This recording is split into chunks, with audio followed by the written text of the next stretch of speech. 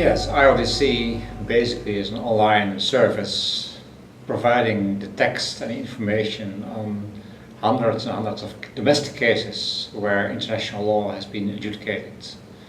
So it provides the summary of the decisions, it provides the full text, and it provides expert analysis with a view to allow practitioners, whether domestic or international, to have easy access to domestic cases where international law has been applied or not.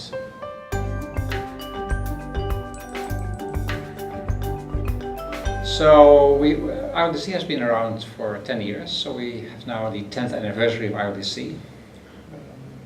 Before that we had a slow process of figuring out how this should work. Then we started building the database, so it has been operational for 10 years.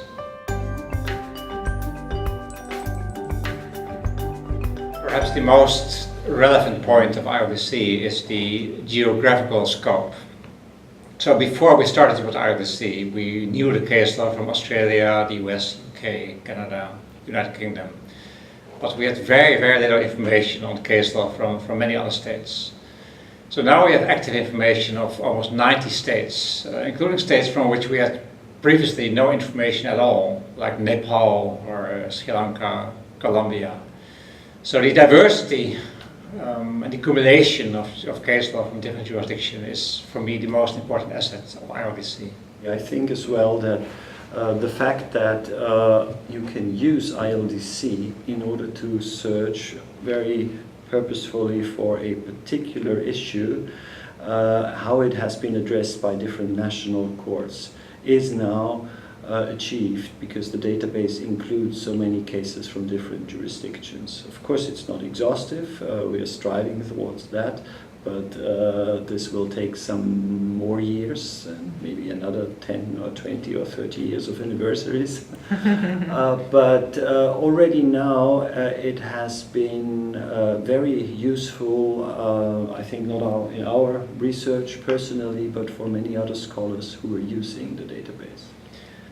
And it's also very useful for practitioners. So when courts are faced with the question of immunity or international environmental law, for them this is now a very easy first start in finding legal approaches to a case, to identify whether other courts have already dealt with it, and without them necessarily copying cases.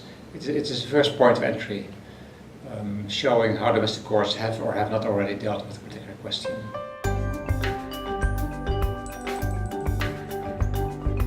I've been using ILDC personally for research purposes over the last couple of years in different projects.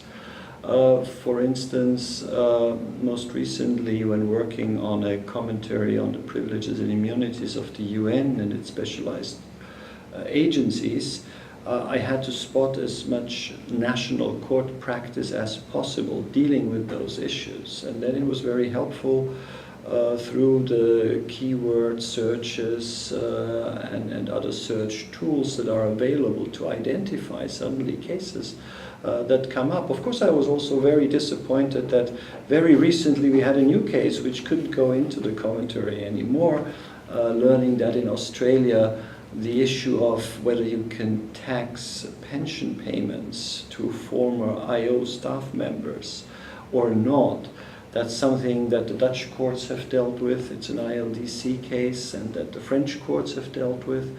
The database actually helped very much in finding that. Now, how is it relevant exactly for the reasons more broadly dealing with the relevance of national court cases? You find either persuasive or you find less persuasive what domestic courts say with regard to interpreting specific, mostly treaty-based immunities. But there are, of course, other fields of international law where ILDC content is very useful. I've recently been asked to look into the interpretation of some extradition treaties.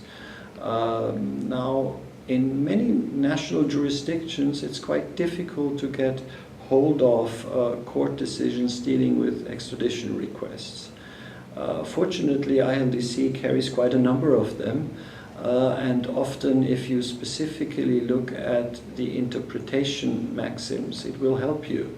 And it will help establishing, in particular in the case of extradition treaties, which are often very standard treaties, bilateral treaties, but mostly along the same wording, to elucidate the meaning of those terms by having national jurisprudence that may even not be the one that you are actually looking at.